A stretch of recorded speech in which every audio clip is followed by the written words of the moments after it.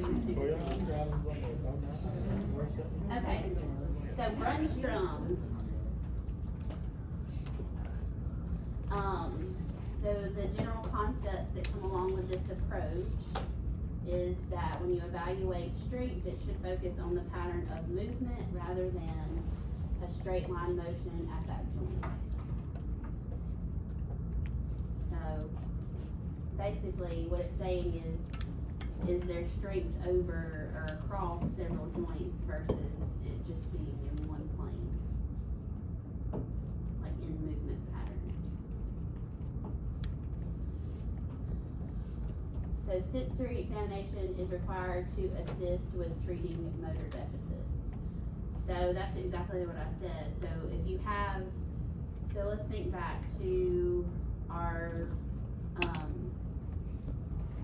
lower motor neurons and peripheral neurons. So what happens, we get signals sent from where? Into the spinal cord. It's afferent, right? So those are sensory signals. So what this is saying is that is important in order to get proper motor output. Because if you're not getting the correct sensory information into your system, you're not going to get an appropriate motor output. Which makes sense, right? Initially, limb synergies are encouraged as necessary milestones for recovery. So remember me telling you that there are different steps to the process, and one of those, you know, is, you don't have to know those steps, by the way, but one of those is basically that you're able to encourage the use of these synergy patterns in order to facilitate movement.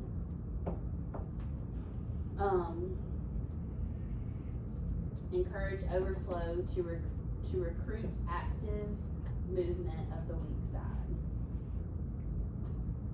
So basically this is what I call bilateral integration. So the ability to use one side to mirror normal movement patterns to produce movements on an abnormal side.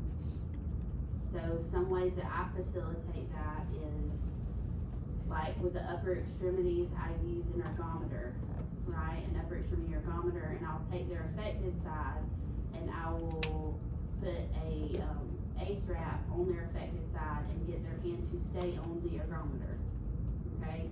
And then they will move it, and it's a cyclical movement, but they are integrating bilaterally because they're moving and doing the same motion with one side as they're doing with the other.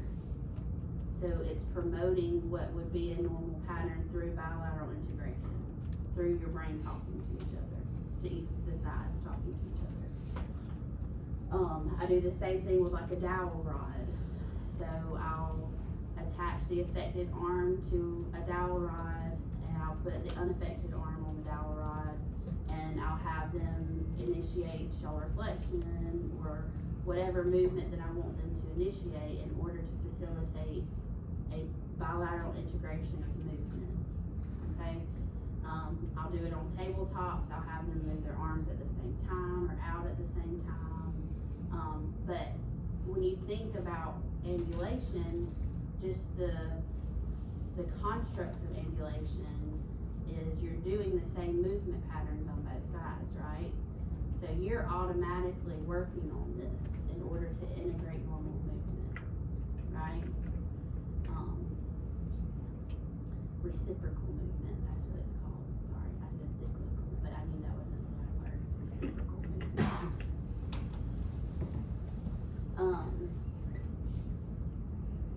Does that kind of make sense? Repetition of tasks and positive reinforcement should be emphasized during treatment. So, I think with both, if you do a task and you mass practice a task, then you're going to facilitate return. And then obviously you're going to want to give somebody encouragement as they produce a certain movement for the first time. Like if my patient has not had elbow flexion actively and we've been doing it active assisted on the tabletop, and they come to therapy the next day and they're able to actively elbow flex, I'm probably gonna jump up and down and be like, oh my gosh, like, that's so cool. And or like if they haven't been initiating a step and you've been constantly initiating that step for them, and then they come in the next day and you see that quad quiver and it initiates a part of stepping, you would be super excited and be like, oh my gosh, did you know that you just did this? Like, that is so cool.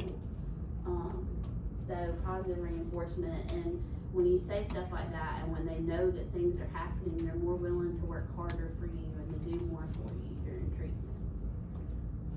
So treatment should incorporate only tasks that the patient can master. So this is really hard, and it's hard for newer clinicians too, because you don't know what works a lot of times until you get out there and you just try it and fail. And trust me, you'll do a lot of that. In OT land, remember I told you we grade tasks up and down to make them harder or make them easier. There is a perfect task for a patient, but sometimes we get it wrong. Sometimes we give a patient a task that they can't quite master. And that's okay. So, I mean, even though they go by this person goes by this, I think there are things to be said for sometimes we mess up because we work based off of theory, and theoretically this might work with what they have going on, but when you go to do it, it might be a complete disaster, and you're like, no, that was not successful. Let's try it this way. So I don't necessarily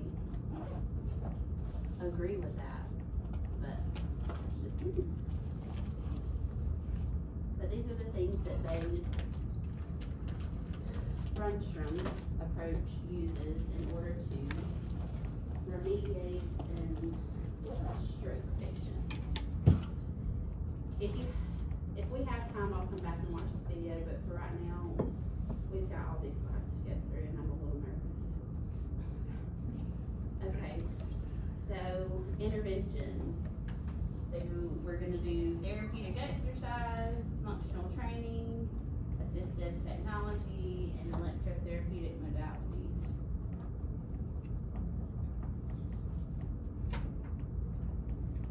So when we do exercises for neuromotor development, so one of the things is motor learning through practice.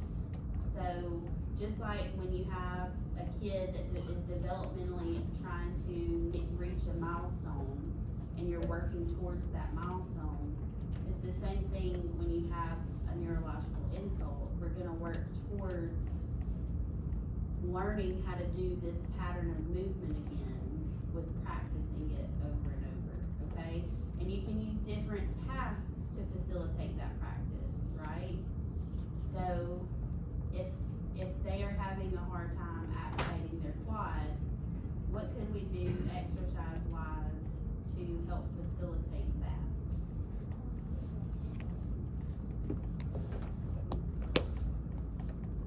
I know, but what if they have like minimal? Okay. Let's say they're 2+.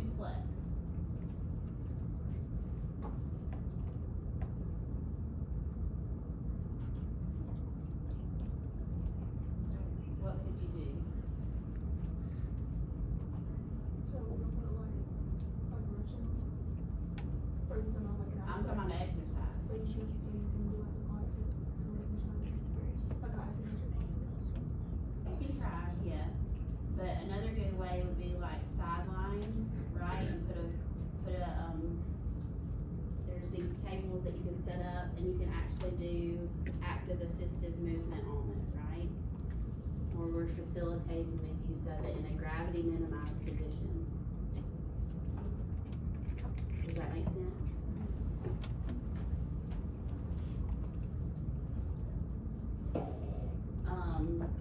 Task attention. So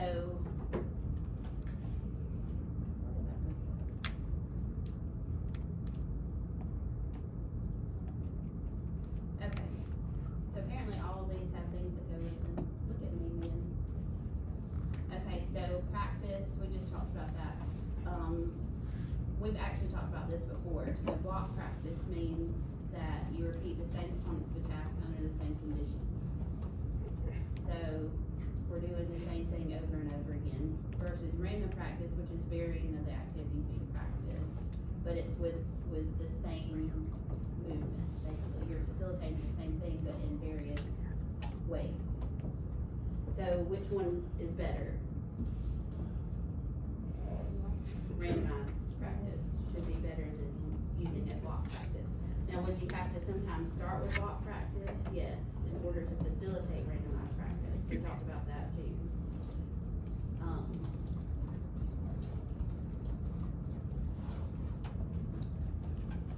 And the same thing with like when you're training a part of a task versus the whole task.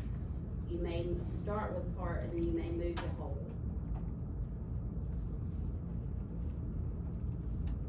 So breaking down the components of it, which would be what for your sit to stands? I think I've drilled this one in the ground. Scooting would be good, or just sitting up off the back of the chair and then scooting forward, then pushing up.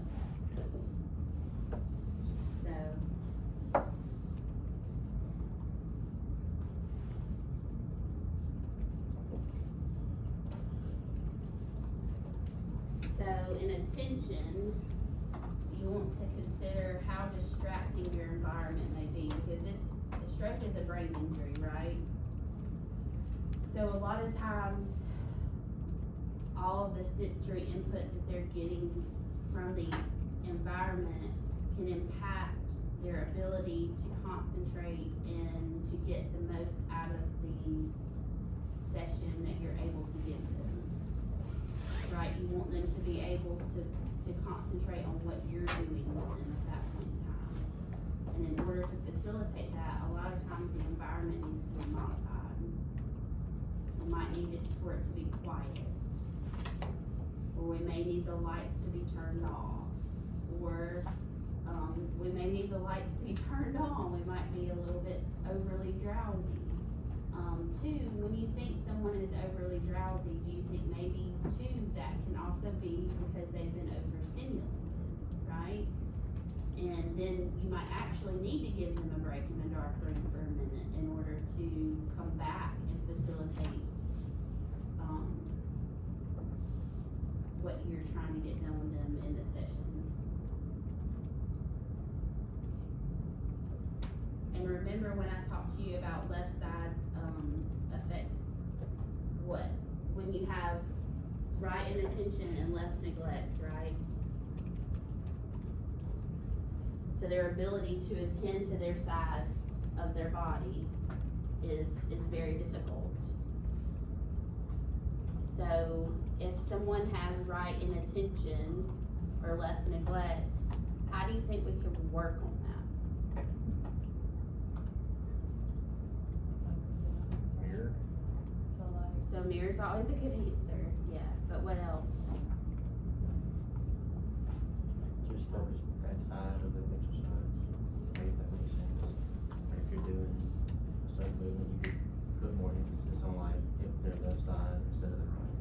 Mm-hmm. Well, you're already gonna be doing that really too, because that's what we're trying to facilitate use of. We're trying to remediate use of. But you can sit on that side and speak to them on that side, right? Because then they are forced to turn and look at you, or at least try to, okay? Or when you're sitting on that side and they're still neglecting you, you say, Miss Smith, look over here at me. Look over here at me. I'm talking to you, girl. Look over here. You know, like make her look for you. Another one that I do is rubbing. So like I have them just literally rubbing up and down that side in the beginning with their unaffected side. On the affected side, I'll have them rub it to pay attention to it. You do the same thing with the leg. Just sit there, rub it. Sometimes I take a washcloth and I make them rub it with a washcloth. Especially if they have paresthesia, right? So they have decreased sensation. I'm trying to promote improved sensation. So I'll take a rough surface like a washcloth and have them rub it up and down.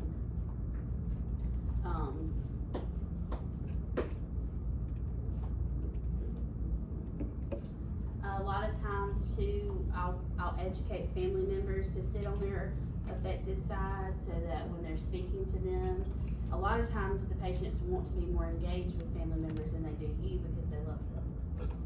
So when you sit on that side, it promotes them to look towards that side in order to become more aware of that side. Sometimes, in some cases, you can talk to facilities about putting like televisions or things that they want to see on that side. Now, when you leave a patient and there's no one there to help them, please don't put their table or their call light on the side that they're neglecting or inattentive of. Because when you do that, then they can't properly communicate and get help when they need it, or they can't take a sip of water and we get dehydrated. And so be very mindful of where you put their things at the end of treatment, okay? You want to put them within reach, and within reach of the side that they can use.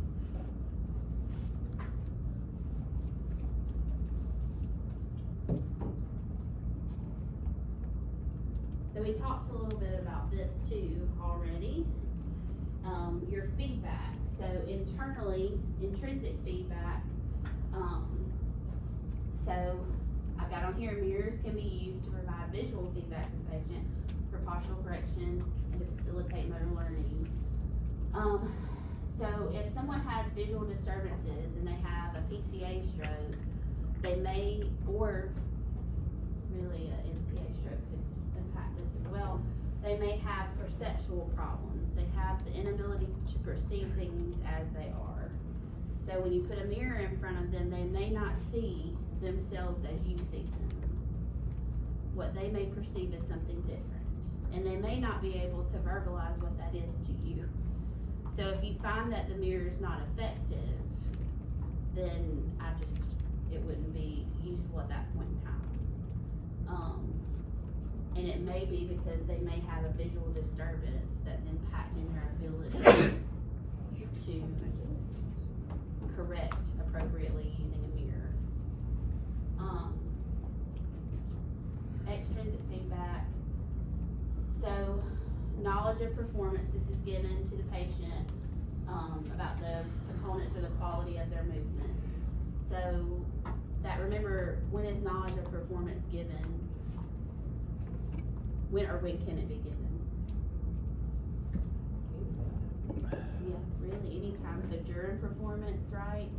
Or after the end of performance, you can give it to them. And sometimes you can remind them before they're about to perform it, right? Like, I feel like I'm running Miss Smith into the ground, but if I know, right? But if I had said, you know, Miss Smith, the last time that we did that, you really had a hard time scooting forward. I want you to remember this is how we do it. And then her performing it after that. Because then you're giving more of a cue. That would be like if Miss Smith has like a short-term memory deficit.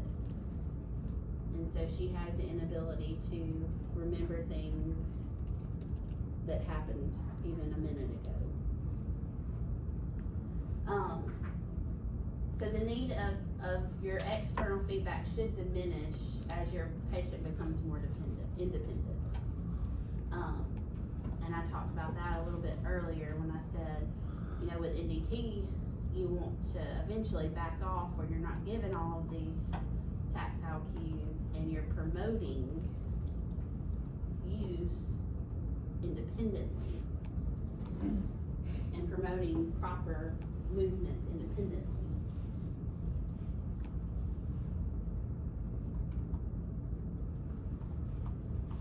So environmental progression. So, yes. So going back to like intrinsic, for like people who have trouble like with visual disturbances, like they can't see themselves good in a mirror, like then They're getting impaired sensory sensory input, right?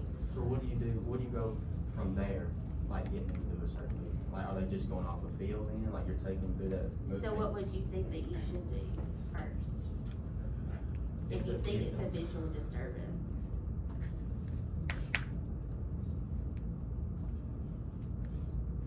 What I would do is just, I don't necessarily know how to like work on that, but like what I would do, from what knowledge I have now, is I would just take them and like, let them feel the movement, if that makes sense. Like take them through the movement and get them to feel that movement of what it is, and then build off of that. That makes sense, Because right? that would Because be, I would take them through that movement. get why them- does that make sense to you? Because that's what I would build it off of. No, think about it. Why does that make more sense? What kind of cueing are you giving them at that point? Uh-huh. A lot. Is that a different sensation than visual input, right? So you're providing a compensatory, basically, strategy for them by giving them a different cue with a different sense. A sense that may not be impaired. So just other senses. Yeah. That was my question. That's okay. We got there though.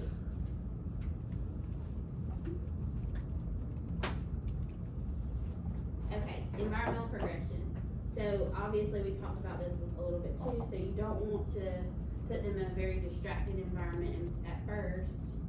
And you want to practice tasks where they're able to focus more. And then as they become more independent, you can move and add elements in order for them to complete tasks. So like, for example, when you're first starting to walk somebody that has like hemiparesis, like how I was walking Maggie, you would start with me and Maggie maybe by ourselves in a room trying to work on this specific thing. And then what would we progress to? What do you think? What could we progress to? Move to a different room. So we could go into a different room with more people, right? So that would add a distractive component. How else could I make it a different environment? Yeah, different. Add obstacles, that's right. So we can add obstacles into the environment to make it more difficult.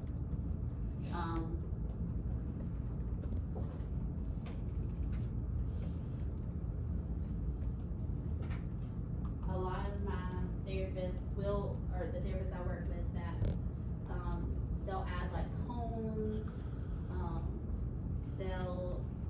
They don't want you to move things out of the way for their patient. They want them to be able to maneuver through the environment. So if I'm sitting in their way, they're like, don't move, because they want them to be able to facilitate getting around me.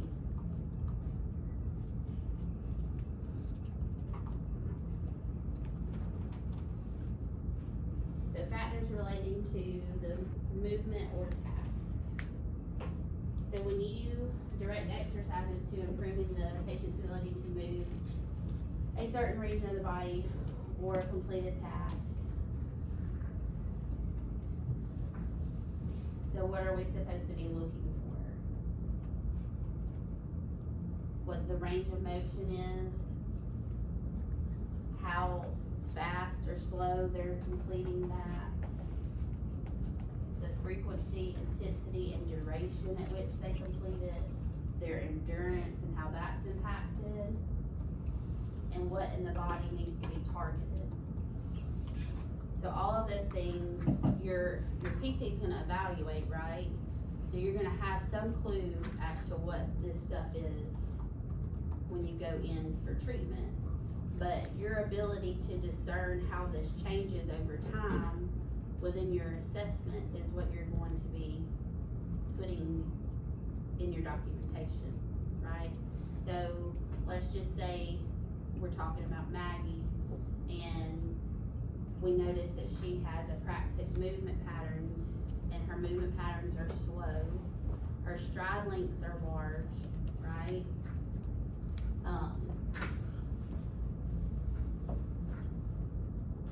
gets very tired after working on maybe in standing for maybe 2 minutes. And we really need to work on initiating, her quad for hip flexion. So all of those things you would put in your assessment.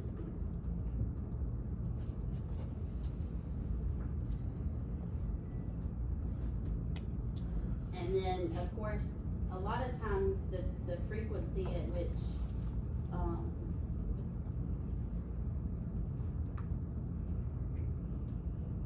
they need like cueing too, you can put in there. So how often did you have to cue Ms. Smith to do something? Did she need max verbal cues to complete it? Did she need moderate? Did she need max tactile cueing? Max visual cueing? How intensely did you have to like help her with the movement? So I would say what I had to help Maggie do was at least mod, but probably max assist, because I had to facilitate where her leg went. I had to facilitate her shifting her weight in order to step through with her good foot.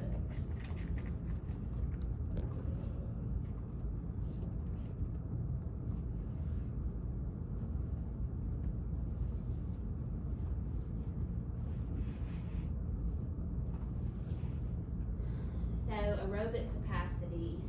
So because a lot of these issues, or because stroke is so closely related to cardiovascular issues in the sense of cholesterol, and a lot of these people tend to have heart issues, and they tend to need some type of aerobic exercise in order to improve their endurance levels. So walking is definitely always a good thing to do. Treadmills, stationary bikes. So combined arm and leg ergometers, we have those. I'll show you that at regional. And then a seated stepper, we have that too, about a step. We got rid of our treadmill. It's really for higher level patients, and honestly, even in outpatient, I don't even use that much. The only time that we ever used a treadmill was when we used the auto ambulator, and we actually just got rid of that. So, and the auto ambulator was a harnessed device, so that harnessed them up while they walked on the treadmill. But now that we have the vector system, they got rid of the auto ambulator. It's kind of out of date.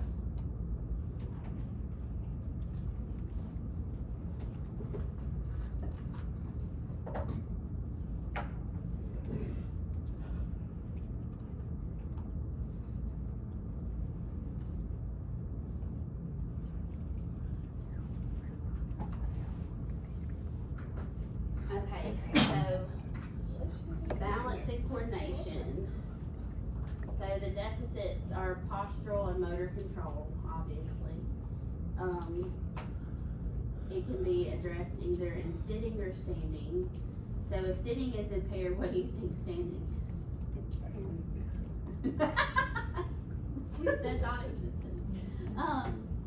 Postural control will focus mostly on trunk control, because without that, a patient will have an impaired functional reach and ability to weight shift.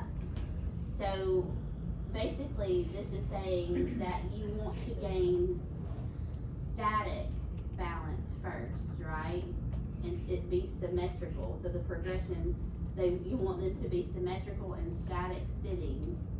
And then you're gonna move into dynamic sitting and weight shifting on what? Thank you, that.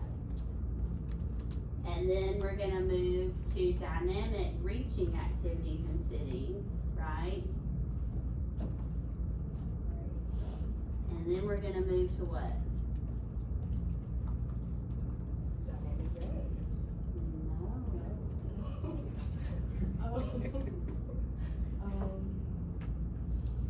When you get to dynamic sitting, a lot of times you can already facilitate static standing at that point, because they have better motor control. So static standing and then dynamic standing. Ambulation. Oh, yeah, there you go.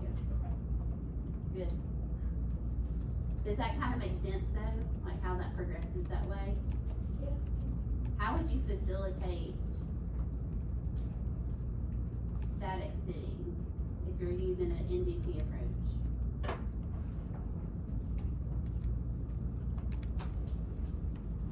Where would you put your patient number one? Where would they be seated at?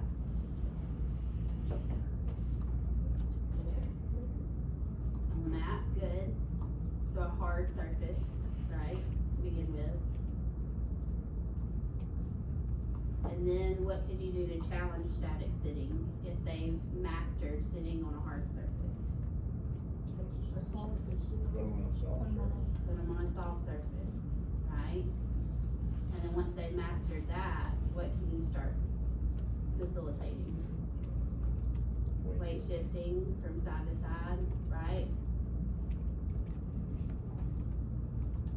And if you're really nice to OTs, you can do weight shifting with weight bearing in their arms. Have them walk forward and backwards. A lot of times I get a Theraball and I will have them reaching forward, out to the side, out to this side. To facilitate dynamic sitting balance, okay? And then you can change the surface from hard surface to foam surface. Also, if you think about it, a lot of times their beds are softer surfaces than what the mat is. So what would be functional at that point then? For them to sit on a soft surface and be able to maintain balance. Because at home, that's what's gonna be required, right? To facilitate function. What now? Sitting on the ball? Mm-hmm. Yeah, that's challenging. If they're not 100 pounds and you're not rather strong. But no, like our higher level patients, if you're wanting to challenge balance, that is a good way to do that. So then to do it on a mat, like in a gym, would you just put down like towels or something, or like foam, and then put something on top of that? Or You can do that. you change the elevation, like get them on a wedge to like sit one way, or do you do that at all? Did you not just practice on the bed? Absolutely. There's nothing wrong with that either. Yeah. It would be more functional than having to do it in the gym. Yes, so you would probably want to start in the gym, right? And then facilitate moving into their room and use their bed, right? What were you saying, Justice? I'm sorry, I lost it. Okay. So there's another diagnosis that's pretty common with stroke, and it's Pusher syndrome. It impacts about 5% of your stroke victims. This is when the patient pushes towards his or her affected side without the ability to compensate while maintaining their head in an upright position. So let's say that I'm trying to get Ms. Smith, since I've already run her into the ground, we'll just keep going.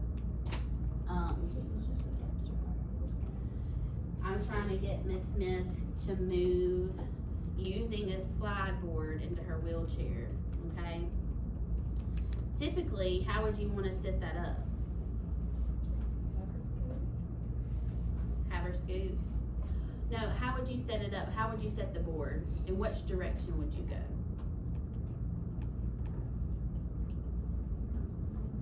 Towards her good side, right? So typically you would want to set it up to go towards her strong side. But Miss Smith has her left side affected, and she has Pusher syndrome.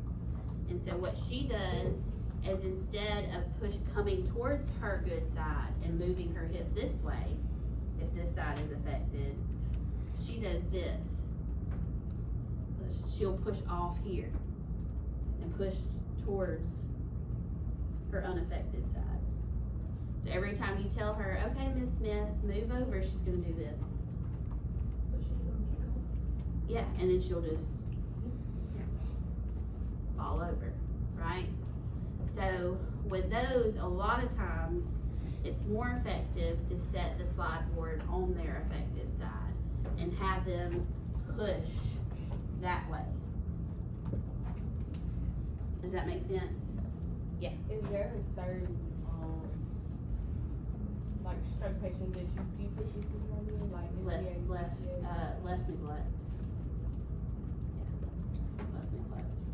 And pusher syndrome, and both of those together, very poor prognosis. Very, very poor. Does it affect any other part of learning, or is it just when you're standing? Or seated. A lot of times they're not coming into standing because with pusher syndrome, they push so hard on that side that they fall. They automatic. It's hard to, if you're not, if you're not able to correct them, sometimes it's unsafe to stand them without having extra help. Do you see it in other activities, like anything else, or just? I mean, it's just with any movement, they're going to push away from or towards their affected side, cause it's just not there to them, like it's completely not there. So it's just not existent, so if it's not there, it's not a problem, it's not an issue. This is all they have to use, so they're using it to push. So, I have one more question. Yeah. Is it because they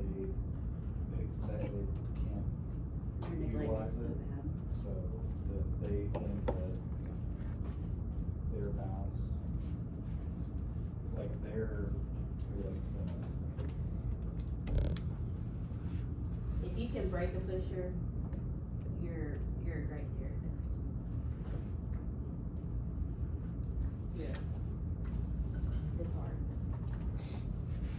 Really hard to break a pusher. And there's a couple of therapists I know that have broken pusher syndrome, which is crazy. It's the one that you're looking at. She's broken a couple pushers. I've never gotten one to break. It's very hard. A lot of times they're pretty dense stroke too. They're MCA dense. They're flaccid. They're neglect. It's hard.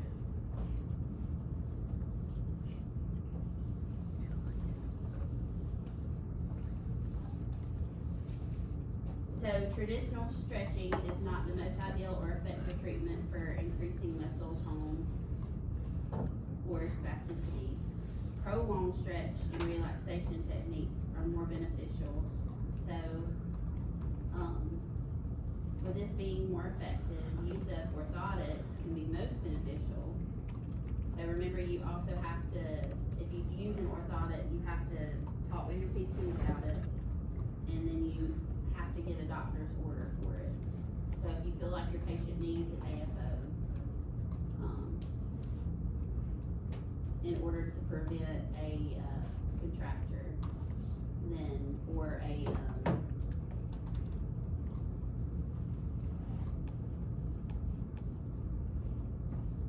malalignment of the joint, basically, they're gonna have to drop at that point, which is low tone. Then you have to get your PT to okay it. So if I have someone that has high tone and I'm stretching them, prolonged stretch is better. One of the things that I do, Brittany, we talked about the hand before with the guy that y'all saw at the aquatic center, or is it like a guy? He had really high tone in his hand and his arm, and one of the things I do, if I can get them out and get their hand on a table, I'll actually put an ankle weight on top of their hand and allow it to stretch for like 10 minutes. Yep, the wrist and the hand. I'll just put a weight on top of it. And so we're prolonged stretching all of that. And then when I take it off, that tone is a lot less decreased, and they're able to attempt to facilitate movement with it more easily. Do you ever use like a hot pack on it, or? Absolutely, yeah. So with high tone, you can use heat to decrease it. What else do you think you can do? Ultrasound? E-stim. So with E-stim, I'm fatiguing it at that point, right? I'm fatiguing it to the point that it can stretch. If it's really high tone. Does that make sense?